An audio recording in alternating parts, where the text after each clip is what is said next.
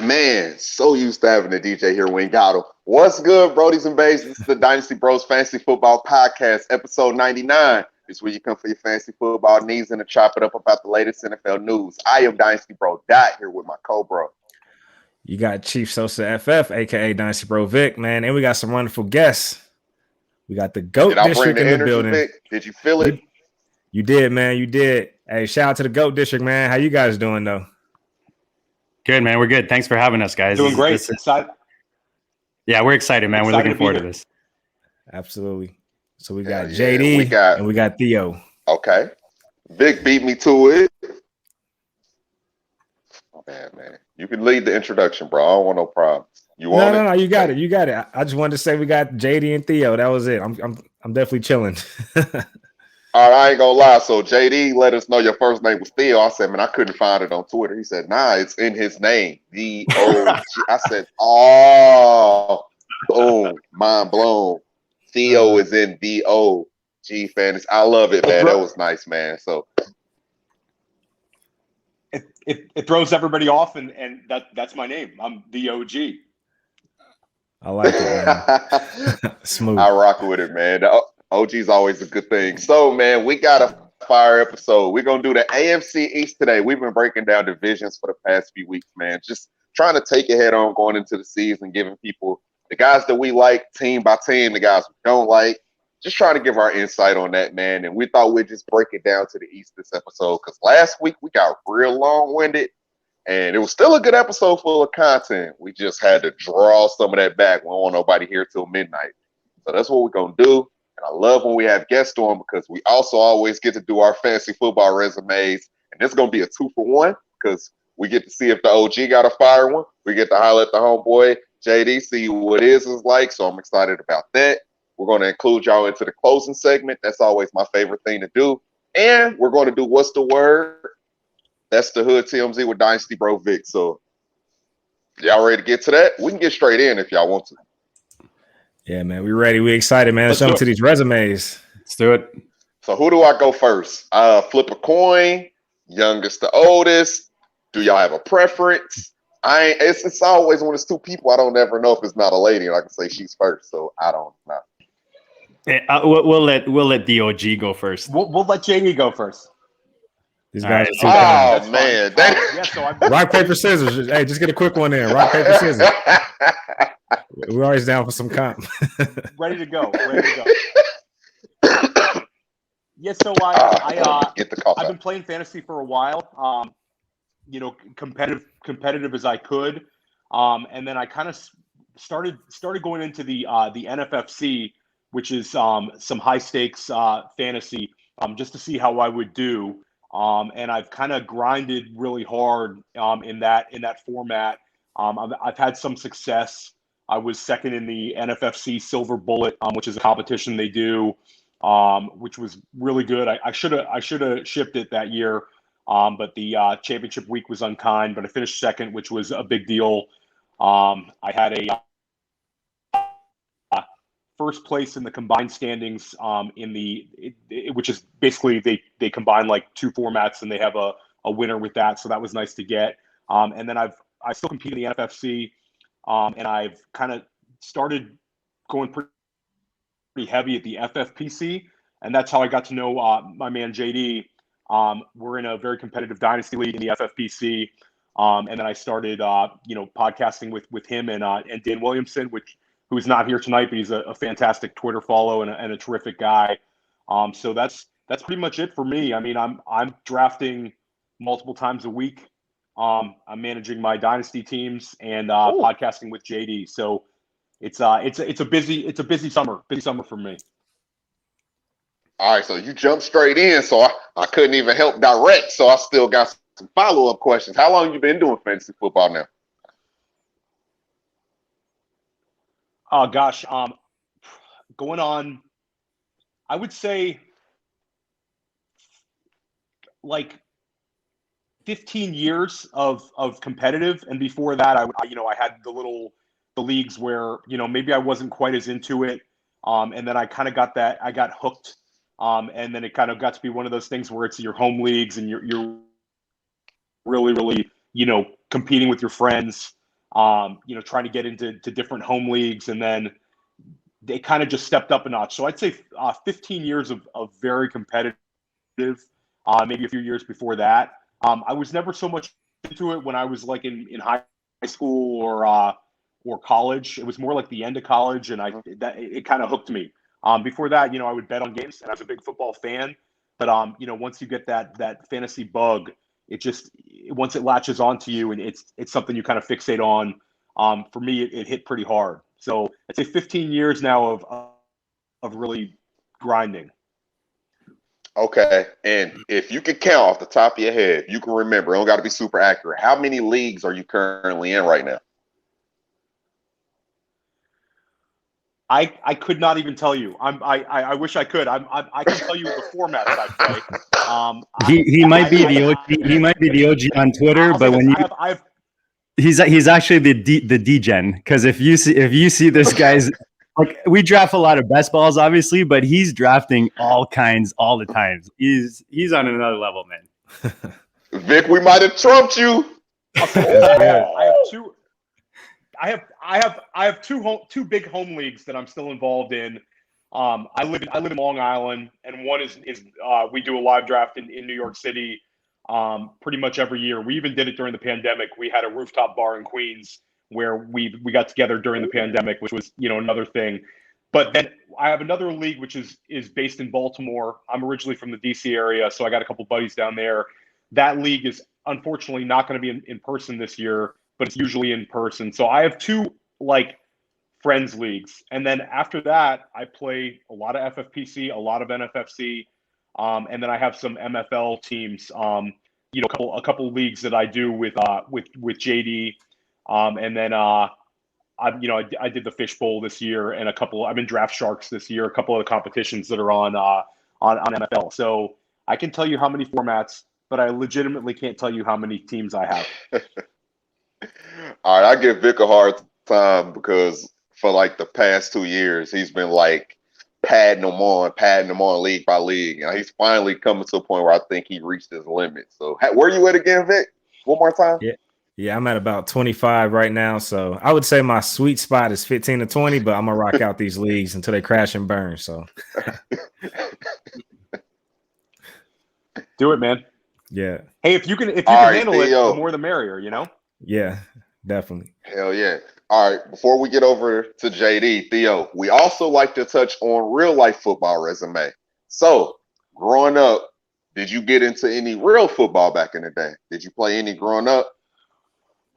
So when I grew up in DC, I played some football, but I mostly played basketball, and then I got into baseball. So football for me was never my primary sport.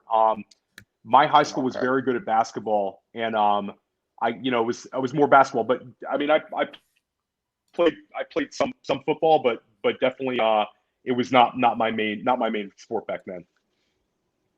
Okay. And I got to do this for the DJ, because if he was here, he would ask this question. What was your position in baseball? Avo, our DJ, was the big baseball guy growing up. I don't want to miss that for him, because if he was here, he would talk baseball with you for a few seconds. So what was look, he just wrote on the podcast. Shout out to Avo. That's what I'm talking about. He's excited. There we go. I played some outfield on the varsity level. Before that I caught. But I would say mostly outfield junior, senior year. And we had a very good baseball team as well. So it was a blast. I loved it. But I don't miss those cold spring practices for baseball on the East Coast at all. I don't know nothing about baseball. That was all Avo. He was a baller, and I support him to this day, his baseball love. So shout out to you, man. That's a good football resume. Now, that being said, I'm not trying to put them against each other, but we do have another guest on here, and I'm going to ask him about his resume. I'm not comparing at all, but we'll see. So, JD, so let's get into your fantasy football resume, man. I'll ask you your first question is, when did you start your first fantasy football league? So if I had to break it down, I would say Dynasty's been about 10 to 15, like Dynasty and competitive. A couple decades playing fantasy football, and about 3+ decades fantasy sports. So when I say that, for those who don't know, I'm near Toronto in Canada, north of the border. So you want to see baseball? There you go. Shout out to my Jays.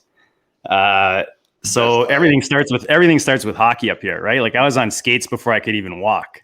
So definitely no football background on the field other than like field football or flag football in university. But no, I grew up on skates. I started playing fantasy like in hockey pools, we call them up here. So it's like, office pools, you either do playoff or season long. And I just got hooked on those, man, and went online, found Yahoo Sports, started doing baseball and football just sucked me in, man. I just got hooked right away. Kind of like Theo, won a couple redraft leagues, went in, started doing research online to get some content, found Dynasty, high stakes, and then it's like you go down the rabbit hole, right? It's like the gateway drug. My gateway drug, I guess, would have been the hockey. But no, man. So from there, my fantasy life is basically kind of split into two in a sense, because I've got the GOAT district and then I've got my actual teams that I manage. But one thing that we take pride on, and I think Theo will attest to this, is we talk the talk, man. And I know you guys are similar. We talk about guys that we're trading for. We talk about moves that we're making, draft builds that we're doing in our best balls, guys we're avoiding.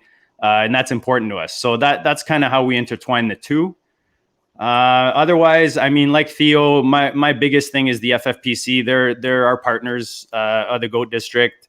That's where we play the most. Theo and I share teams on there. Dan and I at Overhyped Sleeper, we share a few teams now actually on the FFPC. We're considered pros on the site, so we're invited on the pros versus pros. So we play in one of those. It's based on like how many leagues you've played in and how much money you've won on the site, basically prize money.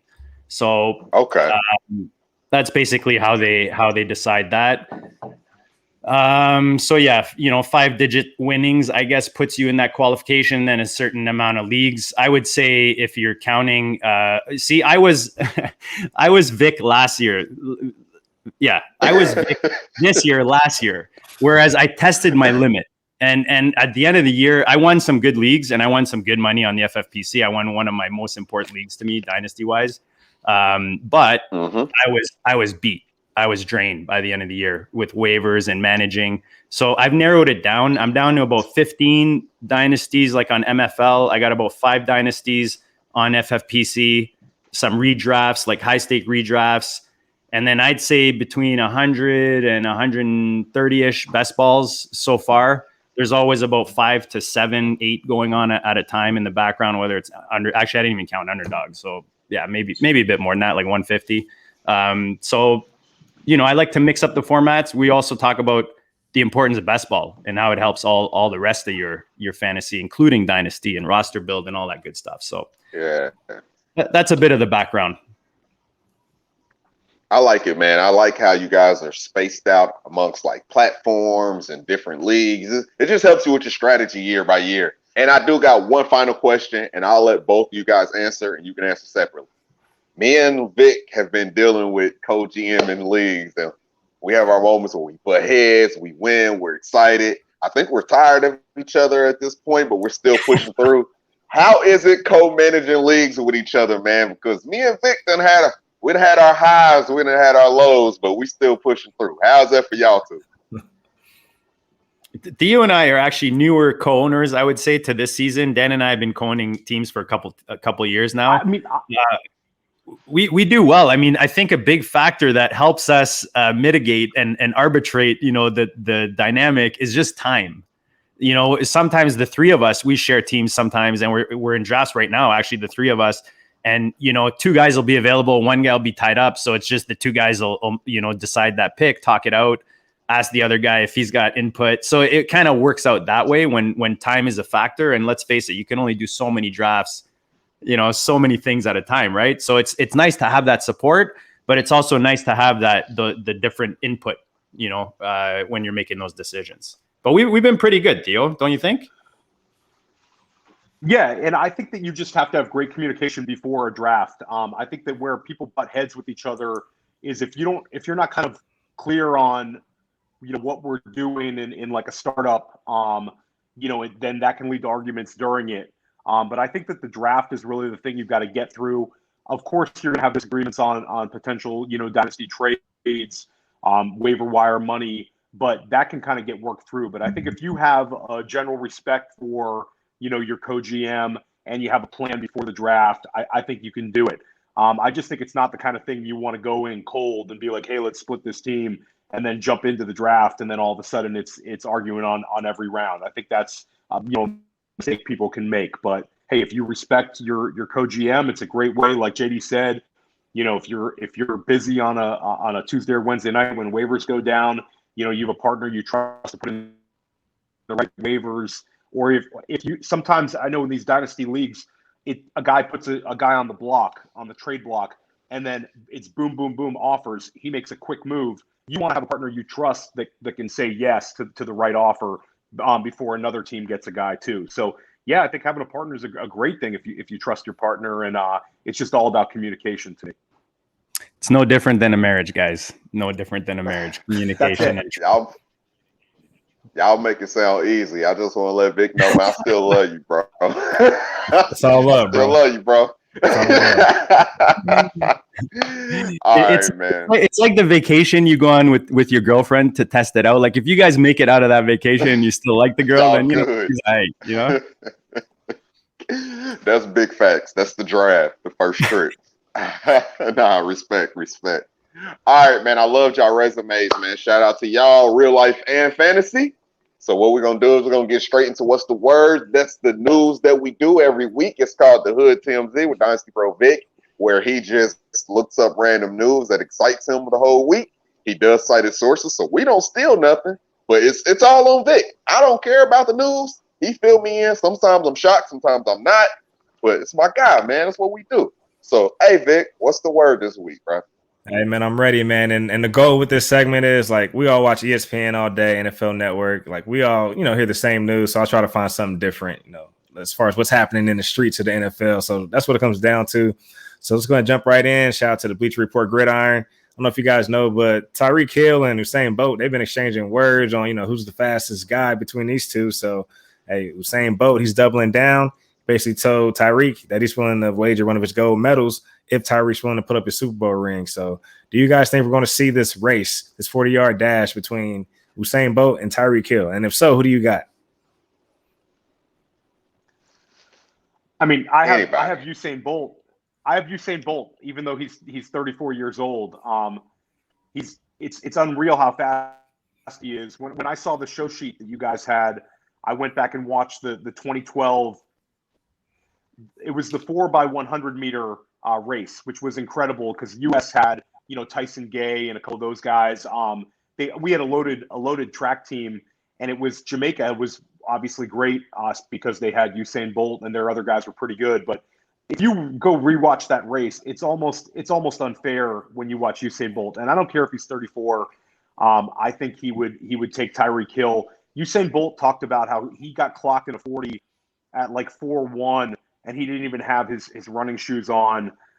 So, you figure is Tyreek's maybe a 4.3 flat guy right now, maybe below 4.3. I don't know, but I'll take Usain Bolt.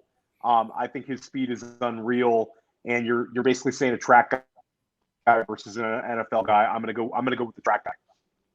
Yeah. How about you, JD? I don't know if we're gonna see it, but I would love to see it. Same. Yeah, I think we're gonna see it. I think in the day of what is it? Jake Paul's? What are the Paul? Is it the Paul brothers or the Jake? Yeah, brothers? The Paul brothers. But anyways, in the days where that's boxing now, I'm in the Tyson Lewis days. Lennox Lewis was my boy back in the day. I grew up when there was actual boxing. Now it's more of a show, right? And this is a show. Bolt is retired. I mean, at Super Bowl 53, he ran a 4.22 40-yard, and his top speed was 27 miles per hour, whereas Hill's recorded top speed is 22.8. So I think it's, all PR and getting this to see if there's traction and them worth putting this together. Maybe they do something for charity. It'd be fun, but you got to go with the GOAT, man. Come on. Yeah. You do, man. And now I feel stupid because I didn't know Boat was only 34 years old. I don't know where my mind was. I'm thinking he's a little older. I think I told Vic them last week, man, give me the younger guy, give me Tyreek. But it's like 34 is not even old. That's still prime for like just life in general, man. 34 is not even old. So now I feel bad. I feel even dumber now. Man, I thought Usain was actually in his early 40s, and I was still going to rock with him just because he's a world-class athlete. So that lets you know where my confidence I mean, you might want to go. No, he's 34. You got it. You might want to Google check me if you guys ever think everybody. Yeah, I think yeah. Okay, I thought about that, but yeah, it's the Olympic track. Those guys come in young. I mean, your prime for track is like he turns 35. So when he did that in 2012, I mean, he was right there.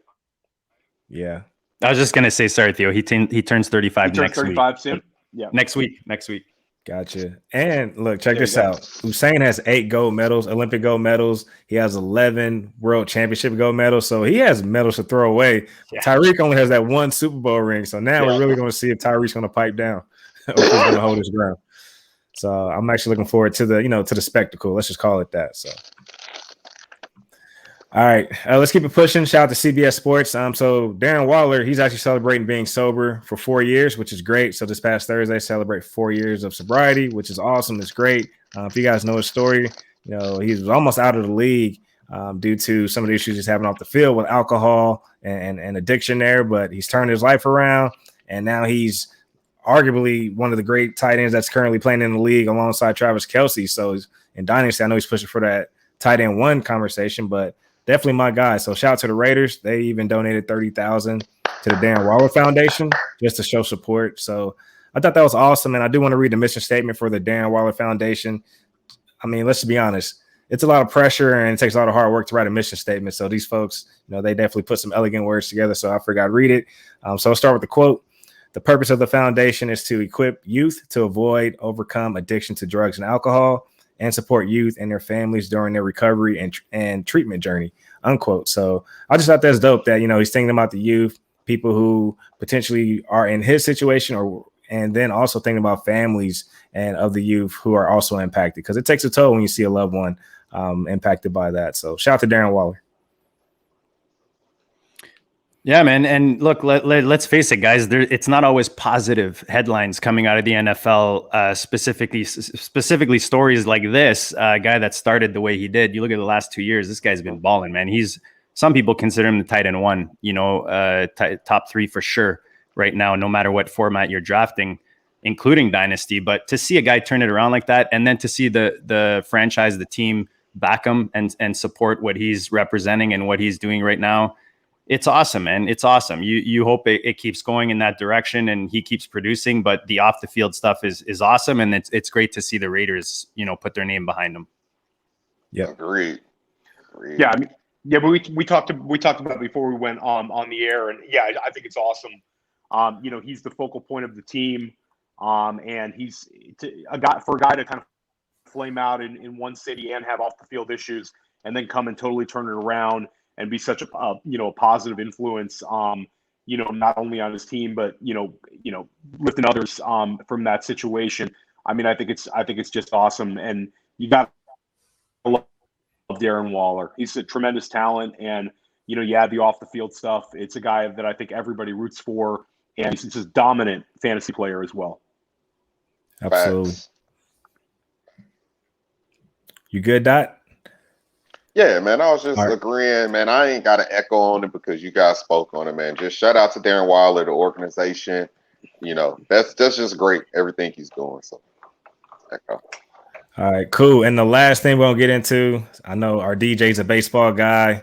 This is a guy Avo has been taking everywhere in all of his drafts, redraft leagues, dynasty leagues. Tim Tebow, man, he got cut. So I know this is a guy a lot of people are rooting for. Oh, my God. I just got to show it, man. I don't know why we put this big-ass cut with Tim Tebow, but Tim Tebow got cut, guys, and I don't know if you guys saw that block, or I don't even know if he was actually blocking, but he got in the way of somebody. Did you guys see that play? It was kind of like a whiff on the block. No, I missed it. Oh, yeah, man. it was pretty rough. There was a couple of blocks out there that were. He looked like a converted quarterback trying to block. So yeah, the guy, his teammates love him, and I think Urban Meyer, wanted him to come in and be a positive influence in camp. But the writing was on the wall. It's a tough transition, Yeah, I'll say this. If that news affects your fantasy football rosters in any way, in any format, just turn this off and go play fantasy hockey or something. Because how do we not see this coming, guys? Come on. Yeah, I don't know. The block was bad, but when he got up and still didn't do nothing before the play was over, that was just as bad. Yeah, I'm sorry to laugh at Tim Tebow. It's my bad, man. He's a hell of a mind, though. And they probably enjoyed having him there. I know the coach probably enjoyed having him there in that locker room. He was probably motivation. He was like a good dude, anyways. Positive energy, right? Yeah. Still gonna laugh at that block. I'm gonna have to go look that up now. You're giggling way too much. Yeah, man. It's he was just missing a tutu. Like he looked like a ballerina the way he was spinning. It's one of those. But it was pretty bad. Pretty bad. Yeah, but also check out Tim Tebow's Twitter too. He also put out an inspiring message just saying, he had another shot to live out his dream. So, Tim Tebow, he's always inspirational. So I definitely had to retweet that. So yeah, definitely check that out too. So. All right. That's all I got for What's the Word. Is there anything else you guys want to add? No. All right. Nah, any injuries? We got a couple injuries, but nothing crazy. We got the Chase Claypool that happened today, tweaked his ankle, but it sounds like, he might miss a little bit of training camp, but nothing serious where he's going to miss any time in real season. The Dak situation, they're still trying to figure that out with his arm. I'm one of those guys who feel like whether he plays in the preseason or not, as long as they figure out the arm by week 1, that's all I'm worried about because I'm excited about the whole offense and him coming back. You just want to root for a guy like Dak, but it's looking like they're trying to figure out if they're going to put him in some preseason games or not. But it's looking like I think he's going to be okay. But, so I don't think there's any real injury news out there that's going to affect week 1 as of right now. Any news? Yeah. And I thought it was interesting that the Cowboys got a second opinion from the Texas Rangers. So speaking of more baseball on Dak's shoulder. So I think it's cool how of course he throws the ball a lot. So let's go tap into the baseball world and get an opinion from those doctors. So, yeah, definitely check that out if you're interested. I know Darren Waller, he's returned to practice. He hasn't been practicing a couple of weeks, but he's going to be fine. Devonta Smith, wide receiver for the Eagles, he's back practicing and running solid routes again. So it's good to see that. And last week I did misrepresent Rashad Bateman's injury. I thought he had a knee injury, but he actually tore his groin. So he's going to be out a little bit, but he should be back early into the season. So I know, man. I love some Rashad Bateman, man. Same, man. Same. Yeah. I love Bateman as well. I really hope to see him back there. It's just rookie receivers, right? It's already slow out of the gate. You were hoping that he was going to be the quickest horse out of the gate, out of the rookies, and now that slows him down. It's so frustrating, man. Yeah. All right. Now let's get into the flag on the play. I don't know if you guys got any flags, but typically this is where we just call out any BS that went down around the NFL or anything in the real world. So yeah, do you guys have any flags you want to throw out there? I got one. Go ahead, Doc. I got one. I don't like when teams automatically feel like they have their mind made up on situations, but the Chicago Bears are literally fumbling their whole situation. And I understand you go sign Andy Dalton. I know he's a veteran, but he's nothing special to where you have to overly commit to, especially when you get your chance at drafting a talent like Justin Fields. I know you didn't probably project him to fall to you right there, but you don't have to keep smacking him in the face saying there's no way he's going to start. And he's going out there looking good in the preseason, and you know what kind of talent that he is. And he's the future face of your franchise. It's just you don't have to throw yourself out there on an edge and say, hey, there's no way he's starting, because you don't ever want to backtrack and look stupid by looking stupid on the front end. Just always say it's an open competition. You'll figure it out. You don't have to commit to a guy like Andy Dalton. No offense, I like Andy Dalton, but Yeah, man. I just don't like the whole committing to a guy that's not Pat Mahomes. You feel? So I don't like that. I think I don't know if I think cares. I think that's a great call. I was actually talking about this last night with Andrew Schellenberg, who's also on the GOAT District. We broadcasted the draft, and we actually took Justin Fields. We did a Trey Lance, Justin Fields build, an aggressive one, where we're trying to take upside at the quarterback position. And you see all these people saying that the reason they're not going to start him is because they play the Rams game 1. I think it's such a backwards mentality that you don't want to have your rookie quarterback face off against a hard defense. I think that you put these guys out there week 1, and I think if you're the Bears and Justin Fields does have a game where he really struggles, you want that to come at the beginning of the year and let him get his chance to really develop, see as many defenses as he can, and then you get to the second half of the season and they could be potentially lights out as an offense. I mean, I think he's the real deal. I think that the change is inevitable, but why start Dalton to start the year? I mean, it's just it's very odd to me. You saw what happened when Russell Wilson was drafted. Pete Carroll signed Matt Flynn. It was an identical situation. They paid Matt Flynn a fortune to come over and be their starting quarterback, but they drafted Russell Wilson. He won the job in training camp, and Pete Carroll doesn't care. He'll play whoever he thinks should start, and he put him out there, and that's all she wrote. So I think that put Justin Fields out there week 1, give him a chance to go up against Aaron Donald and that Rams defense, and maybe he struggles for a game or two, but he'll take off at some point because I think he's the real deal. Agreed. And just look at Hurts last year against New Orleans. They were what, top 2, top 3 defense. He came in week 14. And I mean, if anything, it gives your team an advantage, gives your offense an advantage. It's something unfamiliar for that defense. So if anything, you want that element of surprise versus those higher tier opponents. And look, like Theo was saying, it kind of shows that maybe you're not as confident in your boy as you say if you're waiting for that easy week to put him in. So a lot of things to look. The way I look at all this stuff is I feel like we only know such a small fraction of what needs to be considered in these decisions when it comes to especially the quarterback. Like, how much information are these franchises really, management, coaches really going to give away on such a key, important part of that team going into a season, right? So I think that, and we might talk about this going into the show, it comes back to the same thing with this offseason. Don't put too much weight in some of these headlines and some of the stuff we're seeing and some of this coach talk. Whatever you thought going into the preseason, it's got to take something pretty significant personally for me to change my opinion on it. So if there's something happening and it's giving you opportunity to buy on a Fields, or, maybe the coach is showing that maybe they're not as flexible as you'd like them to be, end of the day, these guys have jobs to save. They're going to do whatever it takes to win. Facts. Yeah. All right. I actually don't have a flag. Theo, do you have a flag? No, not really. This week has been nothing really bothering me too much this week. There you go. I'm glad to hear that. What about you, JD?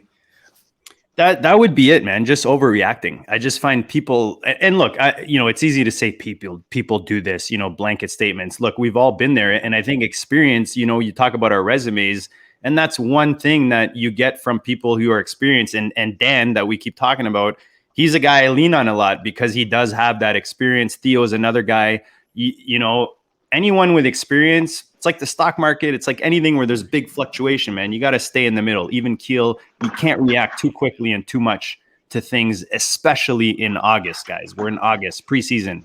These are third liners out there that are on defense against these guys. So, don't screw up your whole dynasty team because one guy went off or didn't in a preseason game.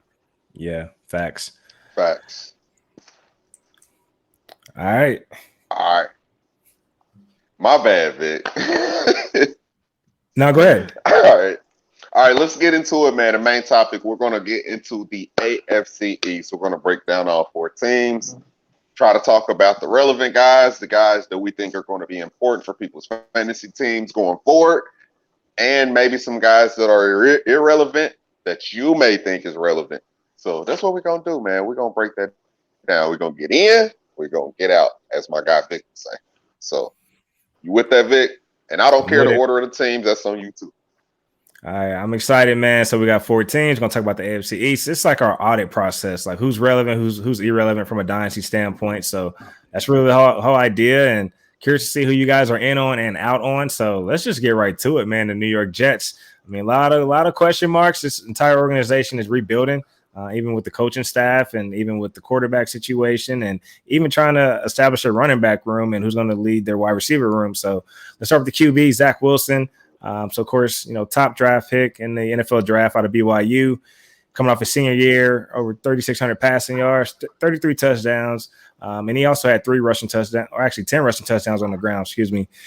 So this is actually a guy who I personally am not a fan of just off tape, meaning he excels at the deep ball and he's good at throwing between the hashes. But as far as outside the hashes, the ball can tend to sail on him. I think we saw some of that early on in the preseason, even though it's his first game, so we get it. But curious to know where you guys are at with Zach Wilson. Are you in on him or are you out? So let's start with you, Theo.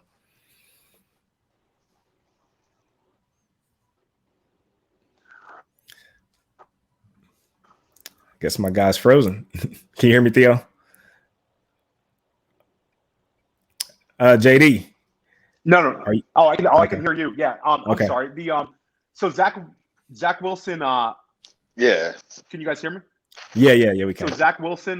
For me, he's it's kind of like I think that a lot of people in New York are still a little upset that it's not Fields or Lance. It would have been more exciting. I don't think Wilson is going to be terrible. I think that they've really upgraded the offensive line, and I think that they've built a nice receiver core for him.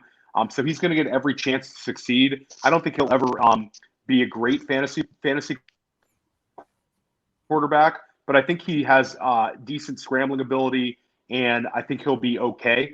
In terms of dynasty, unless you're in a super deep league, I'm not trying to acquire too much, but I don't think he's going to fail. I think he'll be okay. Okay. Yeah, I think for Wilson, you want to manage expectation, right? You want to be realistic when you're drafting this guy. So if you're in Superflex and it's your rookie draft and you get him, Dan and I had the 102 and the 107 in a Superflex 2 tight end league, and we grabbed Pitts at 102. That's my only Pitts share, and then 107 you grab Wilson. Wilson's the 4th quarterback off the board, so he's a nice QB3 to add to your roster. You don't want to depend on this offense. That's how I'm looking at it. And let's face it, this is going to be a running team with a good defense. You see the new management coming in, the new coach, coming in. How do you say his last name? I never get it right. Saleh? Is it Saleh? Robert Salah? Is it Salah? Salah? I believe so. All I know is he seems like an awesome coach, man. Like if I was playing football, I want to play for that guy. I'd run through a wall for that guy. Yeah. But no, man, I think the running game is where it's at for 2021. I think Wilson gives you, like I said, depth piece at super flex, but in one quarterback, and you touched on it, Vic, you're looking at in dynasty startups right now, like he's going way too early in round 4? Yeah. Where did I have it? Yeah, he's going around round 4. Sorry, he is a 4th rounder right now, actually. So for me, that's way too rich for my blood, especially if you look at the opportunity cost. So I don't know about you guys. Maybe on our show we do OTC. Maybe I throw you guys some OTC. Do you rather Zach Wilson or Aaron Rodgers? Aaron Rodgers for me. Aaron Rodgers. Zach Wilson or Matt Stafford? Matt Stafford. Matthew Stafford. Zach Wilson or Hurts? Like I could go through the list, dude. Maybe at Tua you start, maybe you're not a Tua guy, but even then, I mean, he's shown me enough and they've done enough around him for me to take him ahead of Wilson. So Wilson is at the bottom of a tier for me. I'm not even expecting QB2 production from him for this year. But look, if you're in Reno mode and you're one of those, like, I'm not building for now type of guys, get him and get Elijah Moore. And there's your happy stack. # always be stacking for a good, maybe a decade there on your roster. Yeah, I agree. And me and Vic were kind of in the same boat as Zach Wilson. I know in one of the leagues that we draft together, we took him with the 110 in Superflex, and it was like, you just get to a point where it makes sense. It's good at value. 110 to get another quarterback. I was like, bro, I know we don't like him, but let's just draft him. I like what the team is trying to do for him more than I like the player.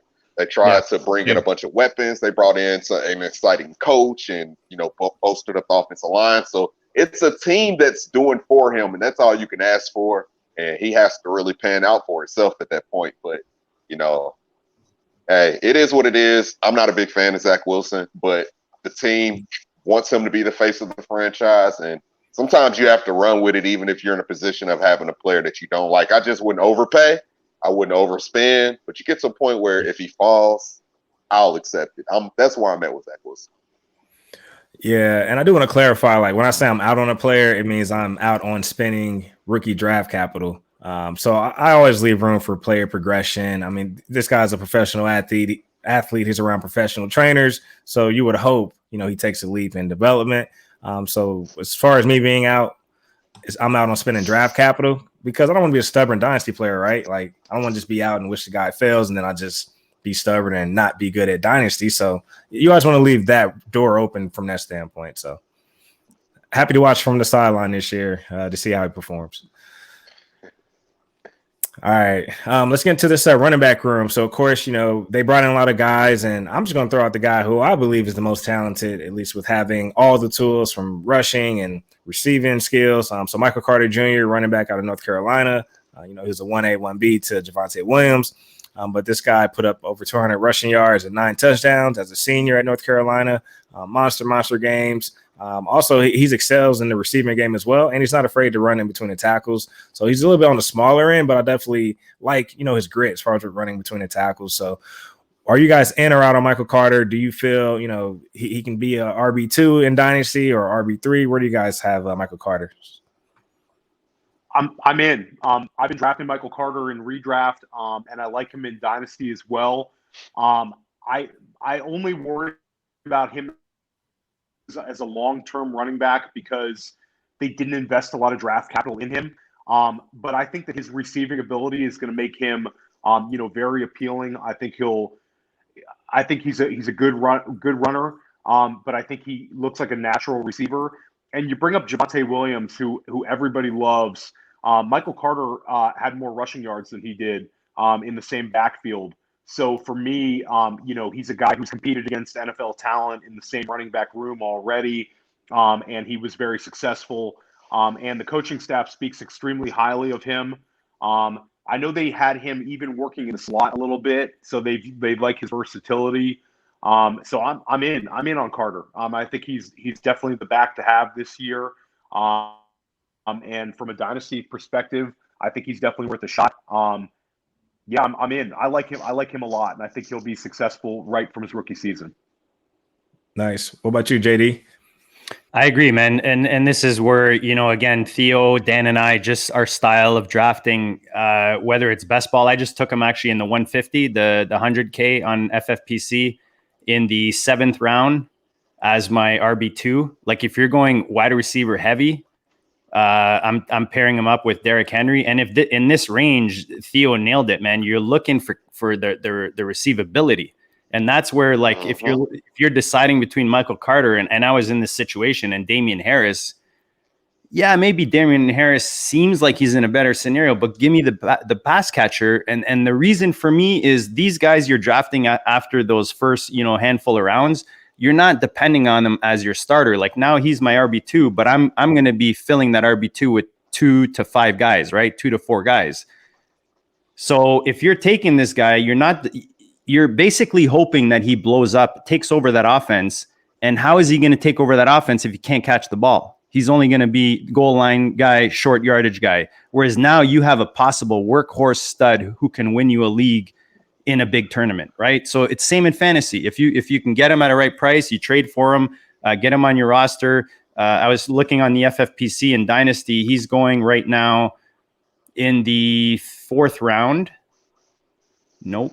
Wrong. Sorry. 6th round. So you talked about Javonte Williams, Theo. That's 2 rounds difference. So you can grab yourself, let's say, again, opportunity cost. Maybe you grab yourself a McLaurin or a DeAndre Hopkins, and then you grab Carter later. So if you're heavy I do like the solo stud RB approach where I'm grabbing one RB early, whether it's in the first 3 rounds at some point. I'm loading up stud receivers and I start filling in my RB2. Carter is the perfect guy for that. If you look at guys like Javonte Williams that you compare him to, you can see where the value is in a guy like Carter. The Jets, just in general, they're a good valued offense if you pick the right pieces. Yeah, and you keep comparing him and Javonte both coming in as rookies, and Melvin Gordon isn't some stud anymore, but he's a veteran who didn't play horrible last year. So there's a world where Melvin's going to play this year, especially if you need players right now to come play. It's perfectly fine. And there's the world where Javonte has the more upside later on down the line as a 3-down back or whatever you want him because the investment. But Michael Carter may not have the big investment this year, but what he does have is the great shot to be like the pass catching option for years to come. I know you talked about the investment, and I know it's a lot of running backs coming out over the next couple of years, so that might be scary if they do make an investment with a lot of draft picks coming up. But this is a guy where even if they take a guy next year, he can still have a role no matter what. He can go out there and shoot a shot, being the best, most talented back this year, and could win the backfield, could win over the team. And even if he doesn't, he can still have a role coming into next year. So I love to shoot my shot in redraft and in Dynasty on Michael Carter, man, because he's a professional. He's a great player, and his role could last and be even bigger than what I really expect, to be honest, going forward. And guys, like just to keep it simple, that's what the new coach. He's the guy the new coach picked. If you look at that whole backfield, that whole committee that people are calling, this is the guy they handpicked, man. The guy calling the shots. This is who they handpicked, and they're going to be a running team. So why wouldn't you want the upside that this guy offers? Yeah, and you can do a lot with a Michael Carter because you use him like a Nyheim Hines, right? He's running in between the tackles a lot, and you think he's in there just to catch passes. So Michael Carter can do both. So. I like it from that standpoint. I'm going to group these next guys together. Let me know if you're stashing any of these guys in Dynasty or if you're not checking for them at all. So they got Ty Johnson, Tevin Coleman, and LaMichael Pirine. I'm not checking for any of those guys, but I'll be honest, I do have some Ty Johnson stash only because he's 23 years old and he could be a starter possibly, even if it's early on and Michael Carter ends up taking on the role. So just to fill out my depth in these deeper leagues, I do have a couple of Ty Johnson shares. Are you checking for any of these guys or are they irrelevant from your standpoint, Theo? I mean, I'll keep an eye on Pirine and I'll keep an eye on Johnson. If it's a super deep league, I wouldn't mind having one with kind of, the competition at running back. Ty Johnson's got a really nice athletic profile. But to me, it's Carter and I'm pretty much out unless it's a super deep league. Got you. I like going running back deep in drafts, whether it's best ball or dynasty, just because I feel like the guys you're drafting there have a way higher chance to be significant for you, especially when you're choosing to start lineups. But I mean, guys, Ty Johnson going in the 20th round, Tevin Coleman, these guys are free. So if you need RB depth, for me, this is the low hanging fruit is the RB situation in New York, especially at these prices. You look at a guy like Tevin Coleman. We talked about Carter. Yeah, he looks awesome, but how many rookies bust? Who's going to take that over first? Most likely Coleman gets the first shot, right? To get a significant share of that offense. So you look at where he's going, guys. It's like free again. So in RB, the way I build my roster is I want to be top heavy at receiver and I want depth at running back because you pretty much know when these guys are going to start. Whether it's injury or just the team playing the hot hand. And these guys fit nicely for me personally. I'm not going out and overpaying for them, but at the price, man, they're cheap. They're almost free. Yeah. What about you, Dot? You didn't even have to ask me. I thought we was going to do one of these weird brother eye look things where it'd be like, he don't even want to talk about none of these guys. But I do agree, super deep league. Ain't nothing like stashing running backs on the back end. Because next man up is how you should build your teams when it comes to the back end of your roster.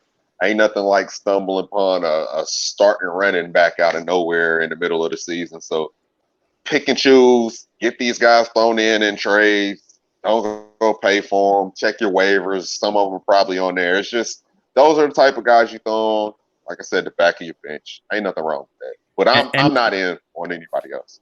And if you have some of these guys in Dynasty on your roster, guys, and you don't think they're going to do anything for you, go look for the Michael Carter owner and try to trade one of these guys to him. Maybe they're a handcuff guy. Maybe you get a 3rd round pick out of it. Maybe you get something out of it that you can hold that of value to increase, the value of your roster.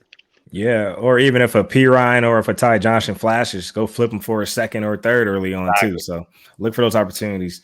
But they definitely feel like 1 year rentals from that standpoint. All right, let's get into this wide receiver room. So Corey Davis, 26 years old. He was brought in from the Tennessee Titans. So he's projected to be the number 1 wide receiver there. So of course we all know he's a good possession receiver. He gets downfield. He's peaked as a wide receiver 3, at least in that Tennessee offense. But do you guys think he could finish as a wide receiver 2, being the man in the Jets offense? I think he's going to get an opportunity there. I'm sure we're going to talk about another wide receiver they have that I think could be a little more appealing. But Davis, they gave the contract to. He had a poor start to his career, but he was a top 6 draft pick. He's big. He can block. He's a fine pass catcher. He had success across from AJ Brown. I think he's certainly going to get an opportunity. I think he could definitely be. I think wide receiver 3 is a safe bet. And I think that there's a scenario where he does finish as a wide receiver 2. I probably think he's more of a wide receiver 3 type for this season. But I know they really like him in New York, and he's going to be on the field a lot. So that's not a guy I'm shying away from. I don't know if that's necessarily a guy I'm heavily targeting though. But I don't mind Corey Davis. Yeah. Yeah, when it comes to the passing game in New York, in best ball, they're super cheap. If you want to do some late stacks like the Jets, the Bears, the Giants, like these are stacks that you can build later on your roster after you've built your starting lineup. So I like guys like Davis. You can even stack Davis and Elijah Moore together, and then grab Wilson as your QB2. If you're grabbing one in a best ball. But in Dynasty, I mean, again, I'm not necessarily chasing the passing game in New York. I always kind of take a macro level before I get in close. And for me, New York, I mean, like I said earlier, this is going to be a defensive team running the ball. And that's where I want to focus if I'm trying to get pieces. You're looking more long-term, reno mode, rebuild, I guess most people call it. It's, these are cheap pieces that you can grab. I like what Davis offers in this offense because, look, let's face it, there's a shit ton of targets available, right? I just don't think they're going to lean on Wilson enough to have Elijah Moore, Corey Davis, Crowder, like everybody's going to be a top 24, top 30 receiver out in New York.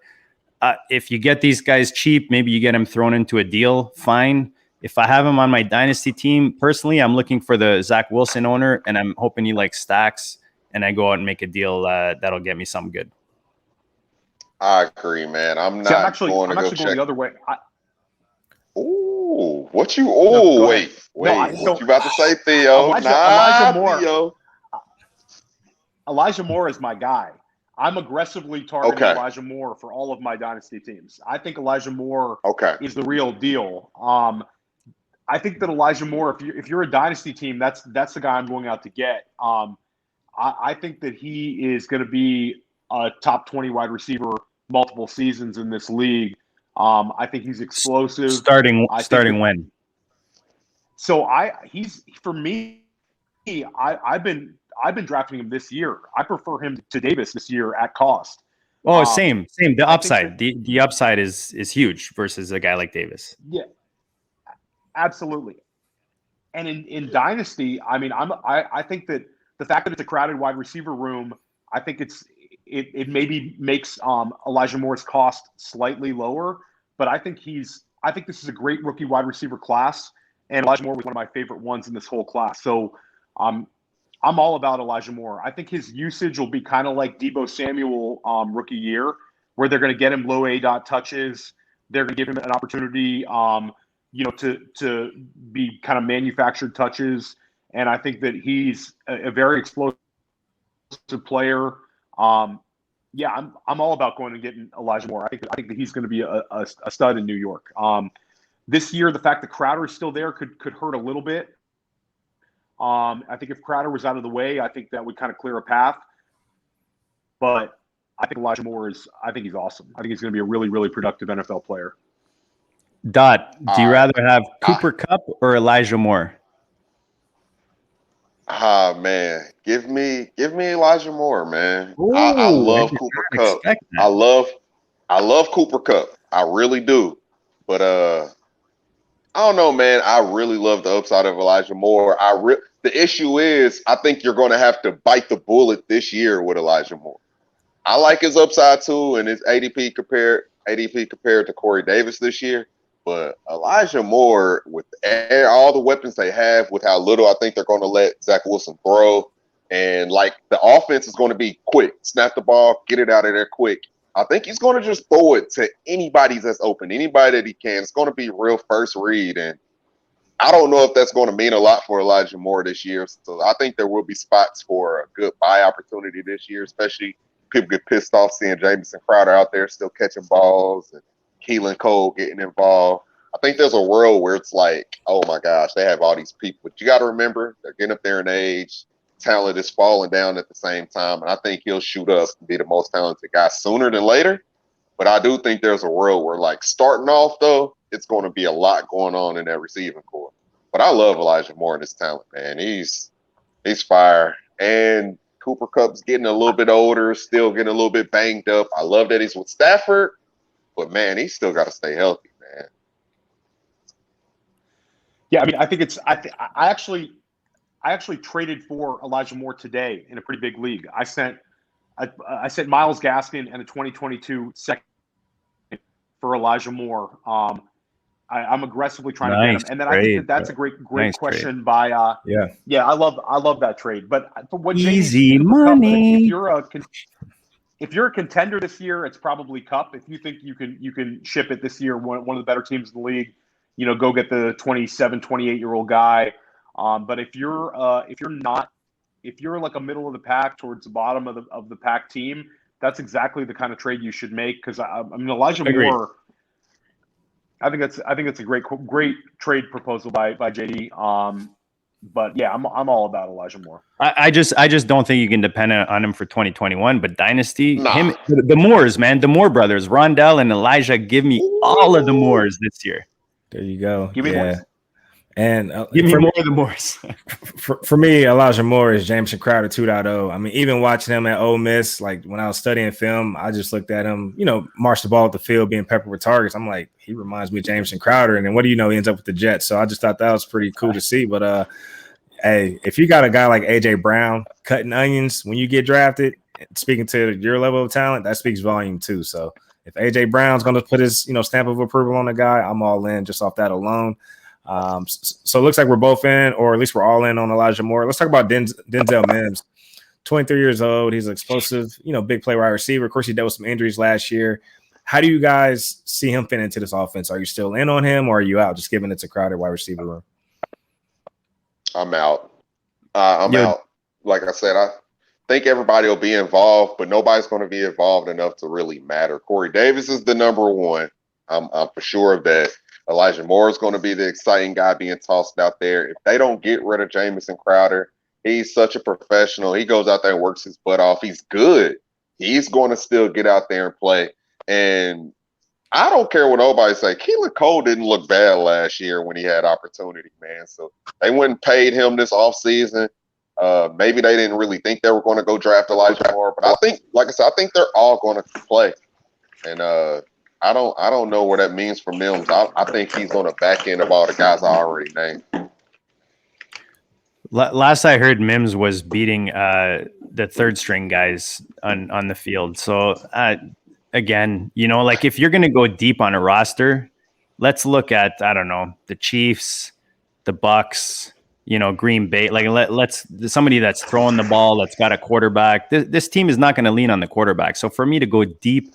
Look, if you're rebuild, you're reno mode, and you're building for future, these guys are as cheap as they're going to be, man. They're like Bitcoin circa a month ago when I was telling people to buy at 28. Well, now it's at 48, or 46 or 47 around there today. But, if you believe in Mims, now's the time to buy him because he's super cheap. But personally, I'm not I'm not even wasting my energy on guys that deep on a non-throwing team. Yeah. What about you, Theo? Are you in or out on Denzel Mims, given the other wide receivers that are brought in between rookies and vets?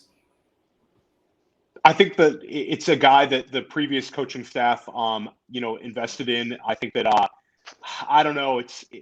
I really like Denzel Mims coming out of Baylor, so it's a little disappointing. Yeah. But it seems like they don't really have him as part of the plan. I think he's the kind of guy that could be more appealing on his next NFL team. Yeah. But I like the talent. I like the profile, and I just don't think it's going to happen in New York. All right, let's move on to the tight end room really quickly. Are you guys still checking for Chris Herndon? Is he going to be a thing? I was about to say, I think we should agree that we're going to skip the tight end room, but that's my opinion. But hey, who am I? Who am I to know a Jets tight end? We're in mostly tight end premium, and I have 0 Herndon. Maybe left over on a roster in Dynasty somewhere, but this year did not draft any of it. Yeah. I think we were all burned by Chris Herndon last season. I'm gonna pass on Chris Herndon. I had high hopes, and it was very disappointing last year. So I'm out. All right. I do want to throw out there, I do have a couple Kenny Yeboah stashes. So he reminds me of a David Njoku. I'm not expecting much out of that situation, but I just want to put it out there. I do have a couple stashes. All right. Let's move on. So let's move on to the Miami Dolphins. So we got Tua. So of course, he had the late start last year, coming off the COVID season, just given there was no preseason. And of course, we had Fitzmagic. So he started half the season. Then after the bye week, they turned the reins over to Tua. So are you guys still in on Tua from a dynasty perspective? Do you feel he can reach a QB1 status, or is he a QB2 from your guys' perspective in dynasty? Yeah, he's for me, he's a top end QB2. He's going round 5 right now, dynasty wise. I think the time to buy Tua was like 2-3 months ago in the starting of the offseason, when the people who did believe in him were maybe not drafting him high enough, because now I feel like he's kind of moving up. You start hearing the masses talk about how they believe in Tua, what they've done around him. I think this team as a whole, I think the division is getting better. If you look at the Jets and even the Patriots versus last year. So it's going to be, I think, a tougher year for them in the division. But Tua, I think, is a good buy. And if you could still get him at a reasonable price, I mean, again, like we talked about, franchising, investing in guys. Miami's done everything for Tua to be successful. And that's what you want to see. Now, offensive line still outside of the top 20 as per PFF, and that's where my concern is, and that's why I'm probably not touching this running game. Maybe now, what's his name is out of value. We'll talk about him, I'm sure. But Tua, I think, was a better buy a couple months ago, or even to a month ago. I think he's starting to get to kind of where his price is. But I think that he's going to do. I think he's going to do well, and he's going to be successful in this Miami offense. Yeah, so I agree with AD. I think the Tua this year is going to be like a high-end QB2. They have so much speed around him. Waddle, Fuller, Gesicki, Dante Parker is athletic. They have Albert Wilson, when he's healthy, is athletic. I mean, they've put a lot of speed around him. So it's stylistically, I like what they've done. I am concerned about the offensive line. I think that there is an argument to be made that they should have gone with like a Slater over a Waddle, a Sewell over Waddle, even though I like Jalen Waddle. But I think that they're giving Tua a chance to succeed with the offensive weapons around him. And, he's a dynamic player who he's got kind of like that it factor. When you watched him at Alabama, it's kind of like you couldn't really describe it, but it was there. And I think he's got a chance. It wouldn't shock me if he's a QB1 this year, but I think JD's right. I'll say he's definitely a very valuable player in Superflex.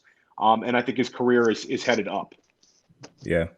Yeah, I agree. I love Tua, man. I loved him since he was at Alabama. I love him coming out. I love what the organization is doing for him right now. The same thing with Zach Wilson. I wasn't a fan of Zach Wilson, but to a certain extent, you have to appreciate what they're trying to build around him and give him the opportunity, man. That's all you can ask for, man. Love to have him as my QB2 in any kind of superflex league. And just love his upside because I love the weapons around him, man. So I'll still go get me some Tua. And if you don't already have him, like you said, I think you missed your opportunity. But he was a hell of a box. There was so many people out of him. ESPN was basically saying, get rid of him in real life. So then people in fantasy were like, we don't want him either. That opportunity where you could have bought him for almost anything is out the window. But I still love Tua. Yeah, speaking of trade, so actually in the offseason, I actually traded Michael Thomas in my 21 second for Tua and someone's 21 first. I ended up turning that first into Jalen Waddle, so now I got that Tua Waddle stack. So we got the stack going, and then that team ended up drafting Rondale Moore. But I'm all in on Tua, so we can keep it moving. Let's get to this running back room. Myles Gaskin, of course, PPR monster, finished as an RB3 last year. He was on track to finish as an RB2, given all the catching upside. Now, of course, the reports coming out with Coach Brian Flores going to be a three-headed monster between Malcolm Brown and Salvin Ahmed. So for me, I'll be honest, man, this running back room feels like a one-year rental. It's not something I really want to invest in for the long term. I feel like they're going to bring in their, long-term solution next year in the draft. So that's what I'm expecting. But man, let's start with Myles Gaskin, and then also let me know if you guys are checking for any of these other guys. So are you guys still in on Myles Gaskin? I'm trying to get out. I had some shares. I mean, I made the Elijah Moore trade today. I have another team where it's kind of like, do I keep him for running back depth? I just feel like in Dynasty, a guy like Myles Gaskin, despite his success last year on a per game basis, he could be dust in a year. The Dolphins, he was a 7th round draft pick. Brian Flores, he seemed to be Brian Flores' guy last year. They brought in Breida, they brought in Howard, and Gaskin as a second-year guy. Flores gave him the job in volume and then some, and gave him all he could handle. But now he's talking about a committee. They went out and signed Malcolm Brown, who shouldn't really get anybody excited for fantasy, but Malcolm Brown's kind of like that annoying player that's going to take away touches. They'll use him on third down sometimes. And Salvin Ahmed, he's kind of like the dark horse here. He was successful. He had, I believe it was like 3 starts where he was pretty useful last year. Might have been 2 starts. So I don't know. For me, it's Gaskin at cost. I think I'm out. If it's redraft and you're talking about him going in like 6th round of redraft, I think that's a very dangerous player to be drafting. And then in terms of Dynasty, if you can cash out and get a better player, you've got to cash out. I mean, running backs who teams don't have draft capital in and have limited sample size, and were kind of like waiver wire guys the year before, cash out. James Robinson's a great example. Even if James Robinson is successful this year, the fact that they went and got ETN, you think about what you could have gotten for James Robinson before the draft. It's like when teams don't have draft capital in a guy, go cash out. And Myles Gaskin is definitely a poster child for that for me now. I think he could be useful because, like you said, he's a pass catcher, but I think it's going to be hard to predict the week in, week out usage for the Miami running backs this year. Yeah. There's only one thing that sucks about doing a show with guys like Theo and Dan is if I let them go ahead of me, there's a pretty high chance that they're going to steal my nugget. And I mean, you nailed it, dude. He is the James Robinson. And dude, how many months were we telling people ship your James Robinson because the stock's going to drop, right? And with Gaskin, they didn't even need to draft a running back, and his stock is dropping. He's a 7th round running back on a shitty running team. So what did we expect to happen with his value, right? So for me, if you have him on your roster in Dynasty, throw a 3rd or whatever pick you need to add to it that's not a 1st, and get Cam Akers, for next year or something like that. Like, I'd rather have something like that is going to come back and give you better value than sit on a guy that's just, he's not going to outproduce his ADP. And I mean, look, now with this news that he's not, Malcolm Brown, we've all heard this whole Malcolm Brown, narrative, whether that's true or not, but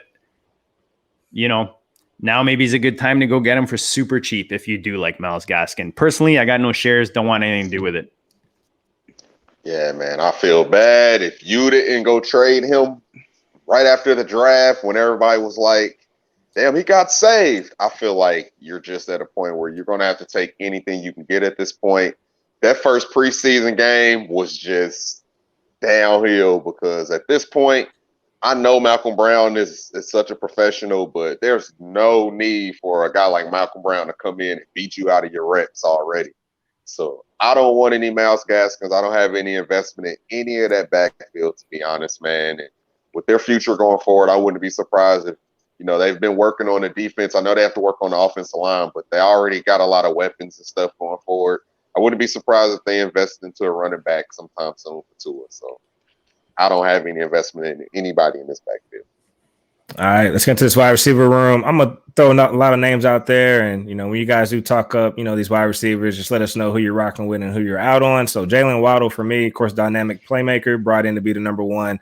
Of course, they brought in Will Fuller, 27 years old. For me, he's a boomer bust type of guy, but up until week 12, he was actually wide receiver 10, and then he got suspended for performance enhancement drugs. So we know how that goes with the 6-game suspension. Then, of course, you got Dante Parker, 28 years old. He peaked as a wide receiver 11 in 2019. Hopefully, he moved off that since then. Then you got Preston Williams, 24 years old, who can't stay healthy. So let me know, are you guys in on any of these wide receivers? Who are you checking for? I mean, Waddle's the one I want, especially for Dynasty. Like you said, he's extremely explosive. He flashed in a wide receiver room at Alabama where he was surrounded by NFL talent, and he still flashed. I think that he's got a history with Tua. They brought him in to be a field stretcher, but I think that it's kind of a misconception. Some people think of Waddle as kind of just like a deep threat. Waddle, you can get him the ball around the line of scrimmage. You can do a lot of different things with him. He can run some of the Tyreek routes. I think he's got a chance to really pop. And then the other wide receivers, Parker and Fuller, I don't mind them the cost either. I think that they're not too expensive. Fuller is interesting because he's a 1-year contract guy, so he kind of bet on himself. So it's kind of like if you're in on Tua, then you should be kind of in on Fuller because they brought Fuller in as like that veteran who can separate. Performance enhancers or not, Fuller was always pretty.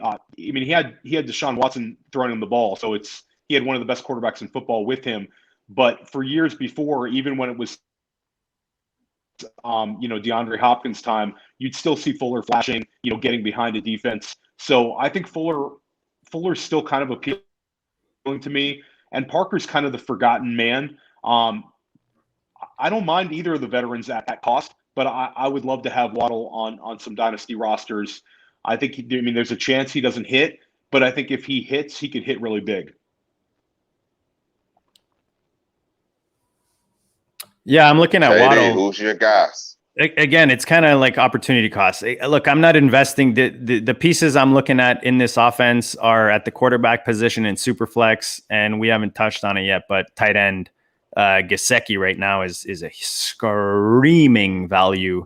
With is it Long, the rookie tight end that they brought in? Yeah, I think it was Hunter Long. That got injured. So he was kind of a threat that people were kind of downgrading Gesicki a bit, but that's gone. And I just think coming into this situation, Tua wants to be successful. I think he does lean on Gesicki. Gesicki showed some success, especially in the second half of last year.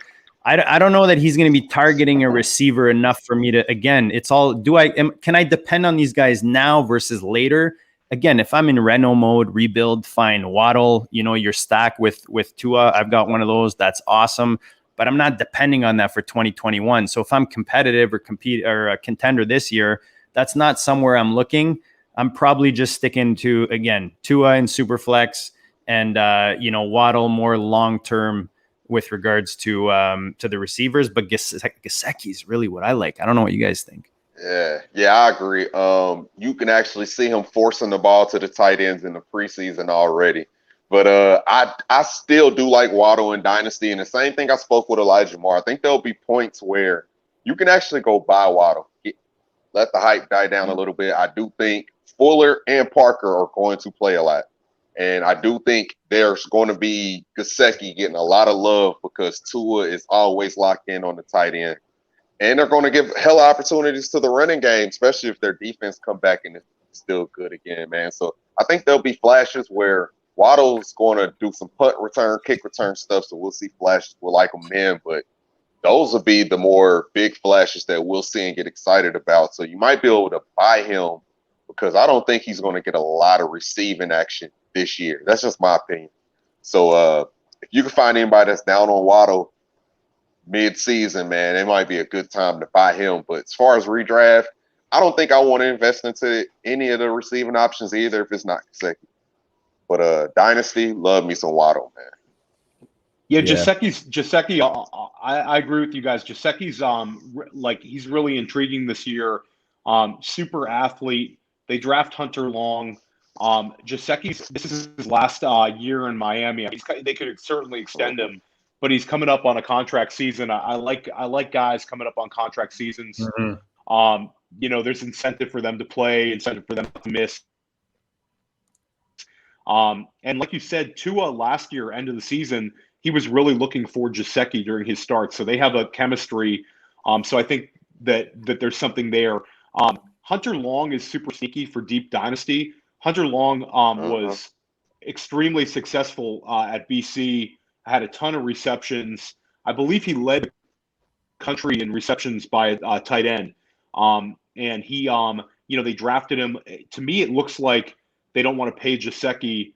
So they are going to have the option of starting Hunter Long next year. So you have a quarterback who likes going to the tight end. Hunter Long is basically free. So stash Hunter Long. And if you need a tight end for this year, absolutely go get Gesicki.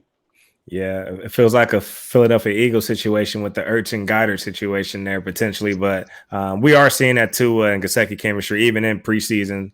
To you guys' point, and Gesicki's 25 years old, finished as a tight end 7 last year, so he's definitely taking a leap coming off his sophomore season as tight end 12. So I definitely like it, man. And last year he had 5 touchdowns. Definitely expect him to flirt with 8 touchdowns. So hopefully he can achieve that since Tua looks for him a lot in the red zone. Big facts.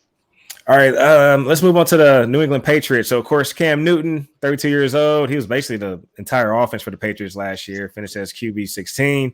He did a lot of that with his legs. So he had 12 touchdowns on the ground, only threw 8 touchdowns in the air, 10 interceptions. He just didn't look good throwing the football.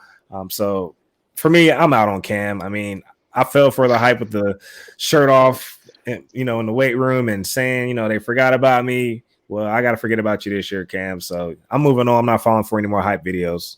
Are you guys in on Cam or are you out? I mean, I think if it's a third quarterback situation in like a super deep league, like a super flex, I've had some Cam. I do think he's going to start the season. I think that they're going to use him. I think Mac Jones will eventually come in. But Cam in year 2, I don't think he'll be quite as bad as some people think. Again, it's the threat of Mac Jones that kind of scares me off him the most. They go and use that first rounder on a guy who looks pretty good to me. So I'm not completely out on Cam in a deep league, but it's close to it. Okay. What about you, JD? I just auto picked in the Dynasty. What is it? Drafting with Gods or something like that? Drafting with, I don't know, DWG7. Sorry, Andy Singleton. I auto picked again. Just I'm getting killed in these. This is why you don't do too many drafts, Vic, because you go on vacation, everybody hates you, Damn. But did you end up with Tebow? I'm trying to see who I ended up with. That's why I'm like refreshing this thing and it's not popping up. It's just showing me that I timed out. It's not telling me my pick yet, but whatever, man. I'll figure it out. I think I've got Cam as a QB3. I think in Super Goat, which is our super flex team or super flex league in the Goat leagues. And like Theo said, I think he's a good QB3 if you have other pieces to go with it, whether that means like a younger, I don't know, Love or like a younger quarterback that maybe hasn't established himself yet. Or maybe you have him, maybe you have him and Fitz to fill in your QB3 spot, and you play him off. But look, you're not going out to buy Cam personally, unless you're super desperate. Maybe there's an injury that comes up before now in the start of the season, and he's someone you can go and get. I wouldn't be surprised to see Mac in here this year. I feel like it's going to be kind of this back and forth thing, playing the hot hand. We all see how New England goes. And again, similar to the Jets, just that the difference here is that they have a really good offensive line. So for me, where I'm looking in this offense is more at the running back position. If I'm looking for this year, and especially at the value that's being offered there. But quarterback, I mean, it's tough. It's tough to draft these guys. Even Mac Jones in Dynasty, you don't want to have to depend on him this year. If he's your QB3, even in a super flex, you're like, is he going to be playing in that bye week, during those 2 bye weeks? So look, future, looking forward, everything even on the table. Give me Mac Jones, obviously, as a future quarterback. I think that's a solid play, and he was a nice value in rookie drafts in Dynasty at the end of the first. You could get him at a good price. And, Belichick is, look, at the end of the day, he's putting pieces there for the quarterback at the tight end position. They're not going to be throwing long bombs. Let's put it that way in New England, So you want the short range game, which is the tight ends, the slot receiver. And then again, you're not depending on this passing game, especially not Cam. Yeah, man. I'm over the Cam situation. He's cool to have on your team as a QB3. You can play him until he gets replaced. I mean, he's going to score a lot of rushing touchdowns no matter what. That's how they scheme him up. But until he's going to get replaced, and I don't want to be playing the countdown game with anybody on my team like that, man. It's not cool. So give me all Mac Jones in Dynasty. I love him with Belichick, and I just like the weapons they already start placing there, and the guys that's going to be around Mac Jones when he's ready to step into the line. So Mac Jones all day. Yeah. Okay. I would like to see some more zip on the ball from Mac Jones, especially watching this first preseason game. It looks like everything's a touch pass with a nice spiral, but definitely want to see some more behind his throws. So yeah, but I can see him filling out your roster as a QB3. I'm not mad at it. I actually just traded Mac Jones in one of my home leagues. I gave up Mac Jones for Miles Sanders and Jamar Jefferson. So, and that's a team where I needed a running back. So yeah. Let's move on to this running back room. So of course we got a lot of these guys here, right? So we got James White, who's 29 years old, Sonny Michel, 26, and Damian Harris, 24 years old, and the rookie Romandre Stevenson at 23. I'm actually out on the New England backfield. I've never really been a fan of it just because you never know whose week it's going to be. I mean, it could be a Rex Burkhead week. I know he's not there anymore, but it's just always random. And then I'm spaced on the other guy who would get some random runs at times with Bill Belichick. So how do you guys feel about this running back room for the Patriots? So I think being out on it is a fine way to approach it.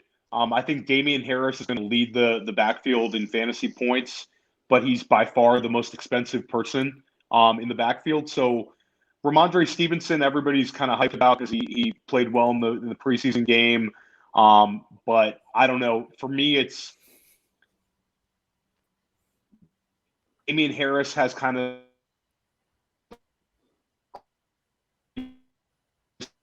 profile. He has touchdowns around the goal line. So if Cam Newton got replaced by Mac Jones, I feel like Damian Harris could be a thing this year. But with Cam, he's going to take the rushing touchdown. So I wouldn't mind Damian Harris if you can get him for cheap. But I'm not aggressively going out and getting anybody in the Pats backfield. Yeah, you, JD? Similar to Tua, like the time to get Damian Harris was circa 2, 3, 4 months ago. That's when he was super cheap. People completely forgot about New England, about that offense, about the backfield. They thought they're going to draft. I don't even know who did they think Etienne was going there? Like nobody's going there of significance. Yeah, Romandre is the new shiny toy in round 13, and maybe if you need depth in Dynasty or you're doing a best ball and you want to fill depth at the position. I'm not paying Damian Harris. I talked about Carter and his passing ability and getting myself more of those pass catchers, especially at that price. So Damian Harris, whenever I come to that decision, I'm usually passing on him. And like Theo said, I'm not really investing in this backfield much. This offense, I think you can get tight ends at a good value. We talked about the young quarterback coming in, maybe a super flex, but super cheap receivers that we'll talk about. But it's hard to want to invest and be able to depend on anything in this offense truly for this year. Yeah, I'm out. Long as Cam Newton is the quarterback, he makes it hard for me to share my love for Damian Harris at any given point. I do think there's a space in PPR that James White is still going to be somewhat playable here and there, just because the way they scheme him up. You still see it in the preseason. They still scheme him up. They try their hardest to throw him all kind of screen plays. Cam still sucks at throwing the screen ball, but they're still scheming up screenplays for James White still to this moment. And they did bring him back to have that kind of role in the offense. So any kind of full point PPR, I don't mind having James White on the back end of my bench, but that running back is always, it's just always hard to have a running back in Belichick's offense. So. All right, let's move on to this wide receiver room. I'm grouping together Jacoby Myers at 24 years old, who everybody wants to be the number one. And then you also got Nelson Aguilar at 28, Kendrick Bourne at 26, who was brought in from San Fran. And you got N'Keal Harry, 23 years old. I'm actually out on this wide receiver room as well. I mean, Jacoby had a chance to step up and be the number one last year. He didn't really give you wide receiver 1 or 2 or 3 type numbers. So they brought in some tight ends to help with that, who we're going to touch on. So just given that, I'm actually out on this entire wide receiver room. So let me know you guys' thoughts if you're in on any of these guys. Second worst team or second lowest team in pass attempts per game last year, and top 3 running the ball. So we're, again, kind of keeping fantasy simple, which, you kind of figure out that that's the best way to play this game. You want pass catchers on an offense that's scoring points and throwing the ball. And let's face it, we don't know if they're going to be scoring points, but they're probably not going to be launching the ball. So you talked about Jacoby Aguilar, maybe a good value, maybe a bit more upside because of the draft capital and, what he's shown. Took him a lot longer, but he's finally showing some flashes. So maybe I lean Aguilar as like a flyer. But for me, the passing game in New England is not something I'm really looking for. All right, Theo. So for me, it's Aguilar if you want to roster one. They gave him the big contract. I think that, a lot of times people say I prefer the guy in best ball. Well, yeah, I mean, Aguilar, I think is a useful player in best ball. He's going to have some big weeks. It's kind of hard to predict which ones. So I don't see a need. I think the contract they gave to Aguilar and they brought in Bourne, it's more like kind of stylistically they're decent football players, not necessarily going to be very good fantasy options. I think it's, like you said, they really setting it up for the tight ends. Yeah. Yeah, and I'm over every receiver. None of them have name appeal at this point anymore. And honestly, you just talk about the receiving game in general. As much as I love Jonnu and as much as I love Hunter Henry, I didn't really like the fact that they brought them in at the same time. And I think with especially for the right now, it limits both of their upside, especially if you have Cam Newton out there running. But, I'm more at the space where with tight ends, if you don't have one of the top end ones, then it really doesn't matter to me.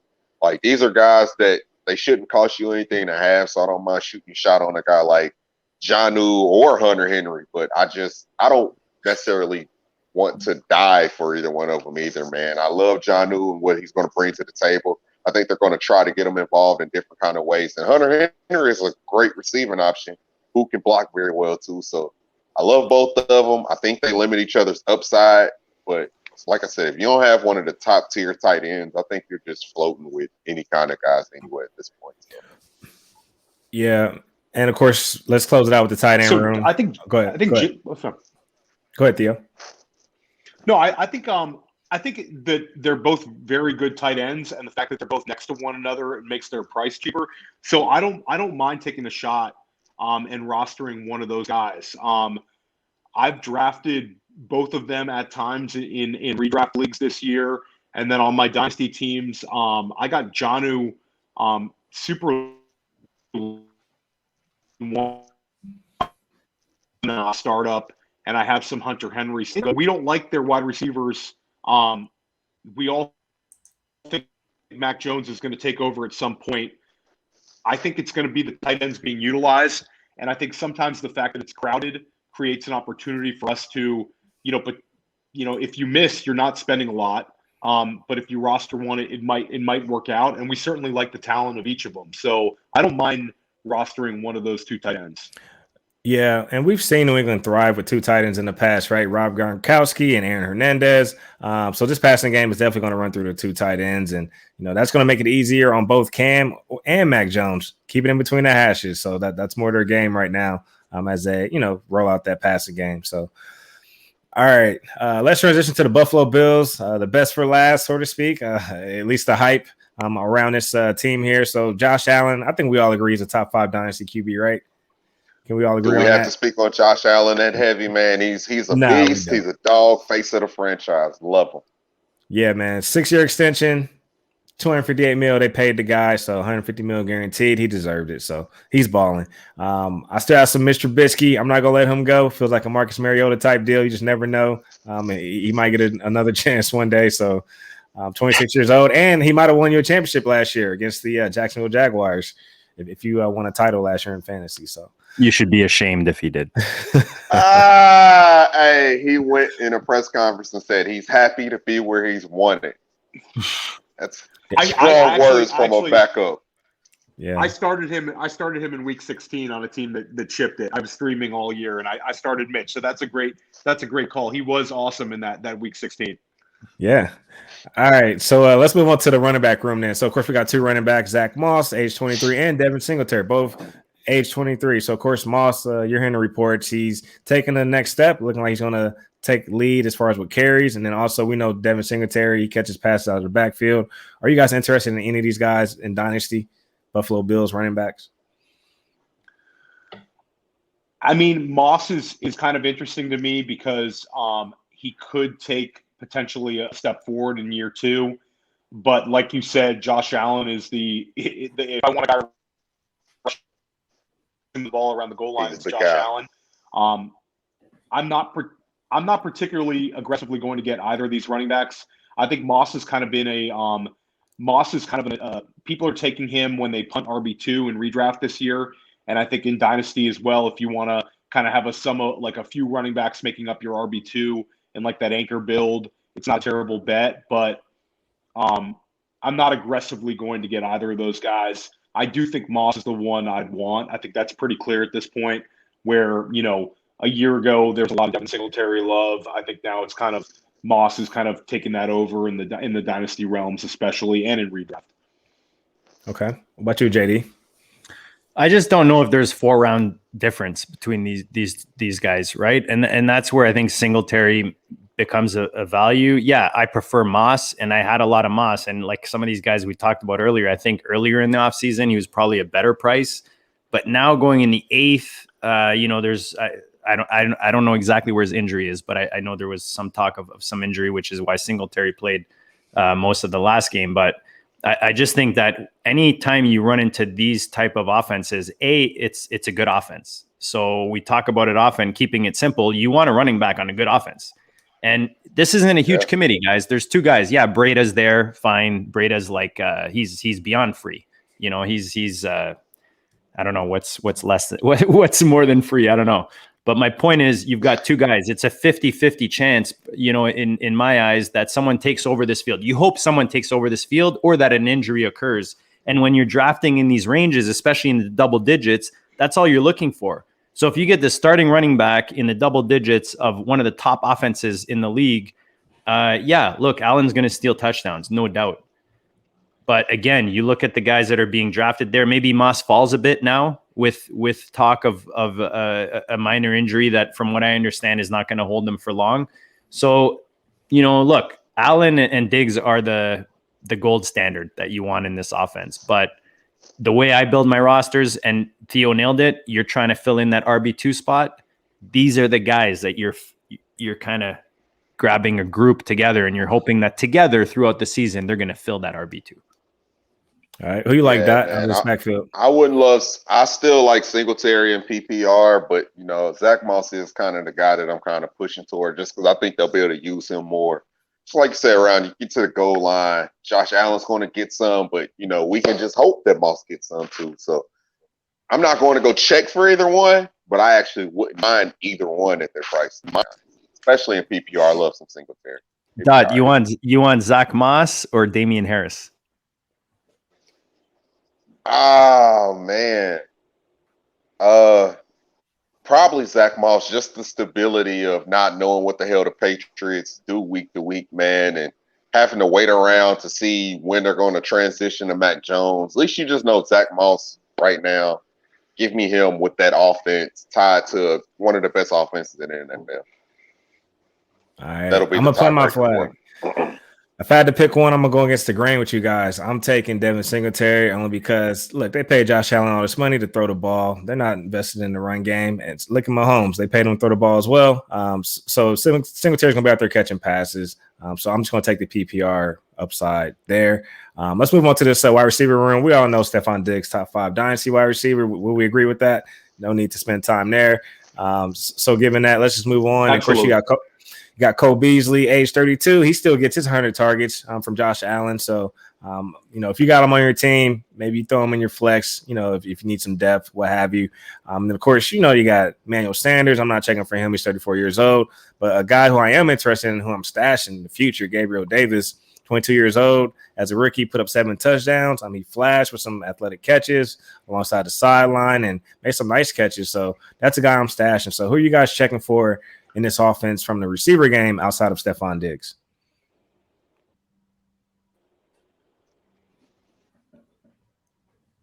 Who you got, Theo? I think he froze. Is he frozen? No, Okay. I'll agree with you. He's been going first, so I'm just letting him go first. All right. Yeah. It's all good. No, it's cool. Who you got, Theo? No, it's Gabe Davis for me. Like you said, he led the team in touchdown catches last year as a rookie. He's the biggest wide receiver they have. He's very athletic, and he showed a chemistry last year with Allen. And I think that the fact that they have Manny Sanders and Beasley kind of makes him a little cheaper in Dynasty. I think that he's the second wide receiver to have there, and I think you can get him for cheap. Yeah. What about you, JD? Who you like?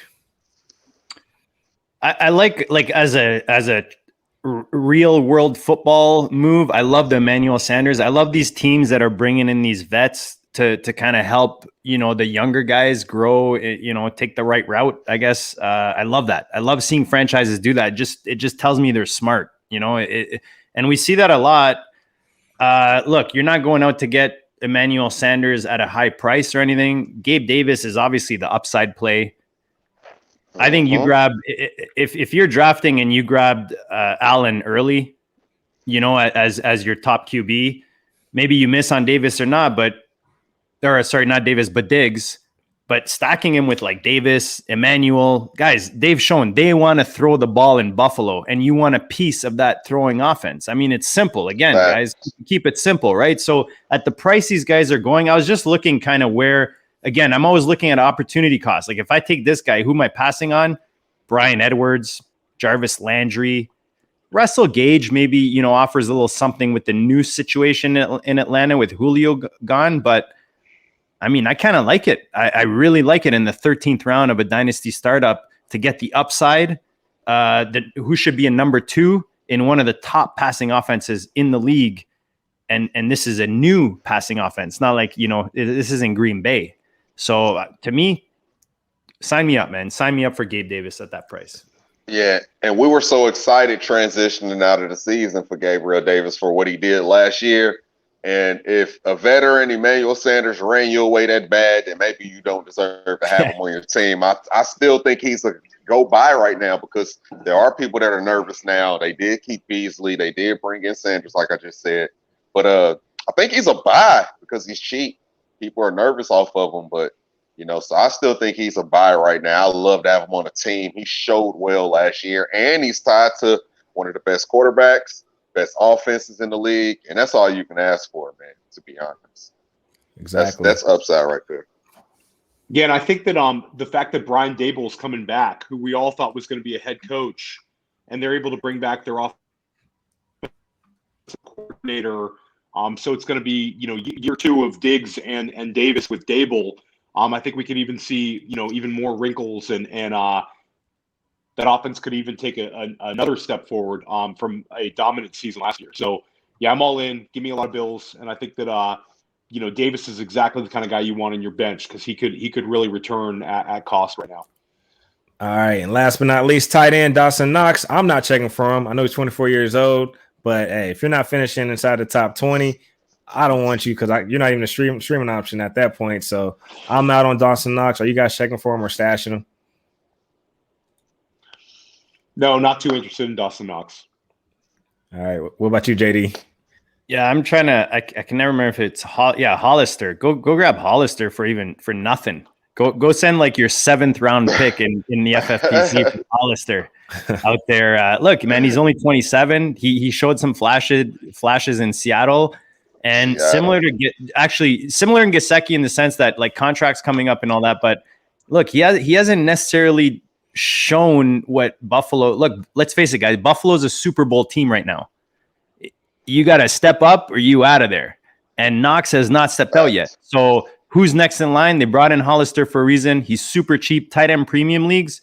Go get yourself your boy. But look, I'm not out there investing on Knox. I mean, maybe he's a deep value in tight end premiums. If you have him on your bench, you stick him here and there. But yeah, I agree with Dot. Give him the big X. Yeah, my guy's out on that. Yeah, I know that was Vic to skip me. Yeah, I know that was jam-packed. So I know we covered a lot of players before we get to this closing. Who's one guy you guys are going to go try to trade for after coming off the AFC East show? Gabriel Davis is going to be the guy I'm going to go target in all my leagues now. I forgot how cheap he is and how people ran off of him, like how they truly felt about him last year. I feel like some of that didn't die down. That's a guy I'm going to go try to buy tonight. Same. Who you got, Theo? Who you going after? I'm going to try to get as much Elijah Moore as I can handle. I want to have as much exposure to Elijah Moore across my dynasty rosters. I think that like we talked about tonight, it's a great time to buy him because of the perception of a crowded room. But he's a beast, and he's going to be a star in New York. Okay. How about you, JD? Who you going after? Yeah, I like Moore. I mean, nobody really stands out of for some reason. I'm looking through. I mean, there's no real like slipper. I think Gesicki is probably the guy right now Gesicki. I really think that he's especially like we play in a lot of tight end premiums on the FFPC. It's not easy to find a possible stud. And I'm like Dot, man. And I know Theo's the same. I know Dan's the same. We want those top tier tight ends, especially in tight end premium. You're not winning your league if you don't have a guy that's, maybe you won with Logan Thomas, but that's because he gave you those numbers, man. Same thing with Buddy in Green Bay. Like you got to you got to hit on your tight end too. For me, Gesicki right now is a really nice value out there in Miami, and I think he's going to gobble up targets. I like that. I'm going to try to go get some Gesicki, but I'm really going to try to go get some Gabe Davis, especially with that Josh Allen extension, 6 years. So let's fast forward a year or two from now. It's going to be the Diggs and Gabriel Davis show. I mean, they were already the show last year. Diggs had 8 touchdowns. Davis had 7. So there's already that rapport there. So let me go get the forgotten guy. All right. Hey, all right. Thanks for the closing, bro. I got you. So this is what we do for the closing, guys. For those who don't know, this is where we bring to the table anything that's been stressing us out, or it could be some good news, just any kind of storyline that you want to bring to the table. This is your chance and your platform to enlighten us, all the fans, all the listeners, to just put us up on anything. So we usually have Avo playing some kind of motivational music, but he's not here. So shout out to Avo. And before we get to the closing, bro, let's do this. Hey, follow me at DynastyBro on Instagram and Twitter, and follow the main Instagram page, DynastyBrosFF. Theo, can you tell the good people where they can follow you at, please? So you can find me at the OG Fantasy on Twitter. I'm tweeting a lot, especially this time of year. You can find me on the GOAT District, and then you can find my articles on Player Profiler and some on Breakout Finder. I'm doing the waiver wire article on Player Profiler this year, which I'm pretty excited about. And this was a blast tonight. I really enjoyed talking with you guys. This was really, really, really a lot of fun. No doubt, doubt. JD, where can we follow you at if we need to get to you, brother? At GOAT District on the Twitter machine. Find our goodness. Just look for GOAT District, YouTube, podcasts. Theo kind of underplays how awesome he is and just the awesomeness that he brings. he's been bringing in some serious guests, 6-digit winners, back-to-back winners from the FFPC. Just ballers all around. I don't know, Theo, you got any names you could throw out? I'm blanking right now, but you guys have been bringing in Dwayne McFarland is one. Josh Larkey is another guy we've had a couple times now. Just guys that are proven winners. So this Friday night we have Chad Schrader coming on, and if you don't know who he is, you should Google him because he's probably the most successful fantasy player to ever play. He's won every major contest, and he's kind of share his process on how he's going to attack drafts, attack waiver wire. It's going to be a useful show. And yeah, we're doing a lot of great things in the Go District, like JD said. And yeah, give us a look. It's been some great guests all summer long. We've mixed in some very successful high stakes players with some big time analysts, and we're talking Dynasty, we're talking redraft, we're talking all kinds of. We had a best ball show that was great the other day. So we're doing a lot of great things. It's simple, guys. If you want to win in fantasy, which is the only reason you're listening to an hour and 45, and guys, I apologize. This is what we do on the GOAT District. We stretch these things out for some reason. We don't do it on purpose, but We like to hang out. We love to hang out and talk fantasy, man. Who doesn't? Guys, this was awesome. I ain't mad at it, baby. Honestly, this was a blast. I love that you guys are Colts fans. Shout out to that. That's just, again, unfamiliar to me. So I love that we talk Colts. But no, this was a blast, man. And I bring up Theo and the guests and all that on the GOAT. Like, guys, seriously, if you want to win in fantasy, the GOAT District, go check out the channel, subscribe. There's all kinds of goodness. Live high stakes drafts on the regular. Theo and Andrew are at least one, if not 2 or 3 live drafts a week that are 350 buy-ins, playing for $500,000. Like, it's no joke, guys. We're showing you guys what we're doing out there in the field. Same way these players. So check out the GOAT District. You can find me at GOAT District. This was awesome, guys. This was a ton of fun. And I'm going to say this, just a dot to your question. One kind of pet peeve I have is, guys, you don't always have to take a side. You don't always have to be so set in your ways. Be open-minded, man. Be flexible. Flow with the draft. Don't go in saying I'm never drafting a quarterback in this round, or we're a running back in this round, or I only draft running backs early. Or guys, be flexible, man. Try different ways. If you're so set in your ways and you're only doing it one way, you're just not drafting enough. That's what I'm saying. That's true. Big facts. All right, Vic, where can we follow you at? And then we're going to get into the closing and get out of this piece. All right, yeah, you guys can follow me at Chief Sosa FF, Instagram, Twitter, and Twitch. Be sure to subscribe to the podcast where you listen, Dynasty Bros FF. And yeah, we got some big things coming, so we're excited. And shout out to my guys, GOAT District. Make sure you guys get them a follow, man. So glad you guys were able to come on. All right, so look, JD, Theo, follow my lead. I'm going to go first. This is the closing. This is what I'm going to bring to the table. This is what I want to say to all the listeners. Hey, stay safe.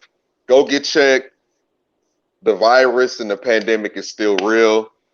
I know everybody wants to be outside. Everybody wants to go do activities. Please stay safe. Health is important. I still have COVID, to be honest, man. I found out last week right before I was supposed to go to the expo with Vic, and I basically had to bail out gracefully and cancel the whole trip. My brother still held it down. He went down there, he networked, met a bunch of people, so I'm glad he did that. Sorry I couldn't be there, man.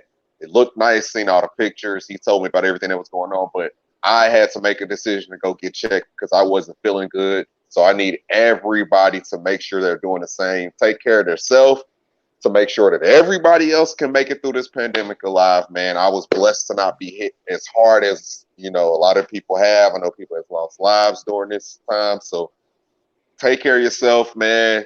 The pandemic is real and COVID is nothing to play with. So I'm just blessed to, like I said, to not have it as bad. So that's my say something good to the people. Everybody stay healthy. Theo, JD, one of y'all want to chime in about anything? It doesn't have to be COVID related, health related. It can be anything. If you want to say something good, something positive you got going on, you want to share it, man, this is your opportunity right now. I just want to let everybody know we're not just a fantasy football podcast, we're a real life podcast, and we're all human beings, so we got to make sure that our mental health and our physical health is all good week to week at the same time. So Anybody else want to go?